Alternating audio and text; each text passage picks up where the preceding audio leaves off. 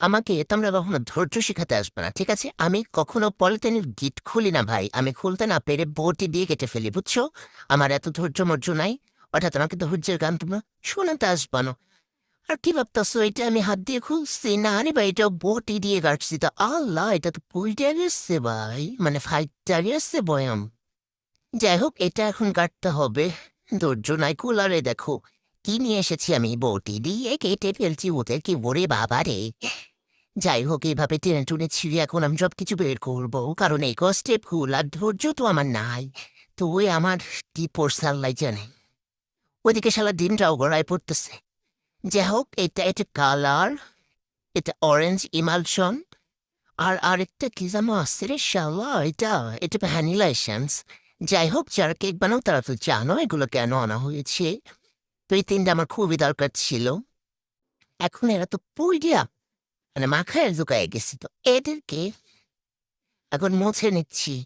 মনে হয় মশায় কাল হবে না ভাই, কোনটা পড়ছে রে শালা, এইটা নাকি? ইমালশনে তো মনে হয় পড়ছে, নাকি কালার পড়ছে? আমার তো লস হয়ে গেছে রে শালা রে, মেলা লস হয়ে গেছে। যাই হোক, এদের একটু মুছে নিচ্ছি, কিন্তু আঠা আঠা লাগতেছে ভাই। মনে হয় কাজ হবে না মশাই। যাই হোক, একটু চেষ্টা করে দেখি কাজ হয় কিনা।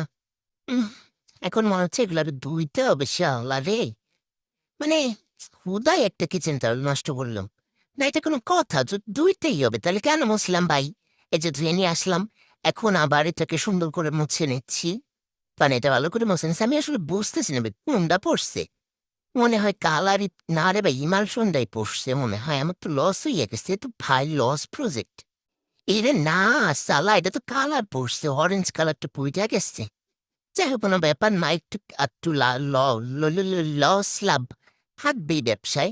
যাই হোক, কোনো ব্যাপার না, আমি ওদেরকে মুছিয়ে নিচ্ছি সুন্দর করে। তো এটা হচ্ছে, এটা কি রে ভাই? এটা তো অরেঞ্জ ইমালশন। হ্যাঁ, আমার অরেঞ্জ ফ্লেভার কেকটা খেতে অনেক বেশি ভালো লাগে ভ্যানিলার থেকে। তো এর জন্য আমি সবসময় অরেঞ্জ ইমালশনটা রাখি।